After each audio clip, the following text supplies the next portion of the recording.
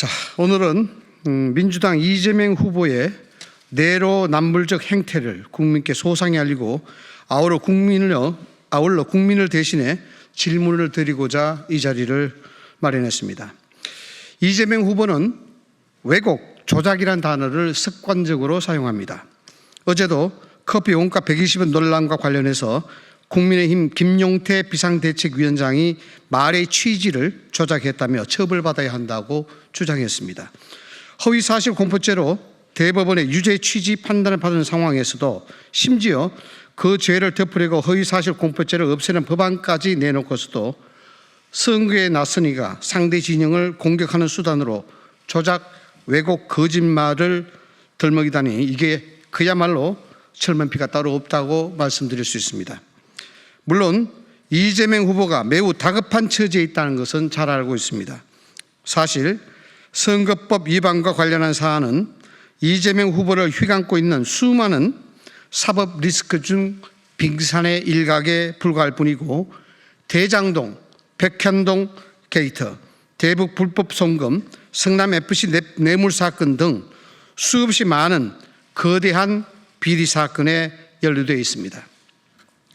이재명 후보가 출석해야만 하는 재판이 너무나도 많다 보니 의혹도 또 너무 많다 보니 충격적인 내용이 드러나도 해당 사안이 주목받지 못하는 경우가 많습니다. 오늘 이 자리에서 저희가 짚어드릴 사안은 이재명 후보가 심각한 도덕적 결함을 가진 것은 아닌지 충분히 의심해 볼 만한 정황 증거입니다. 이재명 후보의 대장동 의혹과 그 부도덕성에 대해서 다시 한번 상기시켜 드리겠습니다. 대한민국을 이끌어갈 지도자가 되겠다고 나섰으니 그에 대한 검증은 당연히 철저히 이루어져야 합니다.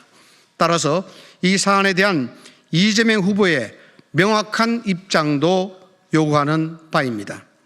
마침 이재명 후보가 지난 19일 유세 중 판검사하며 배 두드리고 큰소리치며 룸사롱 접대 받으려며 살려고 했으나 인생을 바꿨다라고 말씀하셨으니 이번 의혹에 대해서 바로 즉각 해명하실 것으로 생각합니다.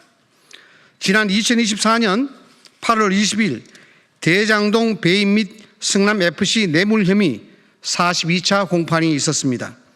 그날 공판에선 한 증인에 대한 신문이 이루어졌는데 해당 증인은 시로코라는 술집에서 종업원으로 일을 했던 사람이었습니다. 신문 과정에서 시로코라는 곳이 사업자 등록은 일반 음식점으로 되어 있으나 내부에 룸이 있고 양주, 맥주를 판매하고 손님이 아가씨가 원하면 불러서 접대하는 불법 유흥 주점의 형태로 운영되고 있다는 점이 명확히 밝혀졌습니다. 특히 접대부를 고용한 사실이 발각되어 실제로 한 달간 영업 정지를 당한 적도 있다고 했으니 이는 시로코라는 곳이 그저 평범한 음식점이 아니었다는 사실을 뒷받침하고 있습니다. 시로코에는 정진상, 김용, 김만배 등 대장동 일당이 수차례 방문했고 이들은 식사를 한 것이 아니라 룸에서 술을 마셨다라는 점이 증언을 통해 드러났습니다.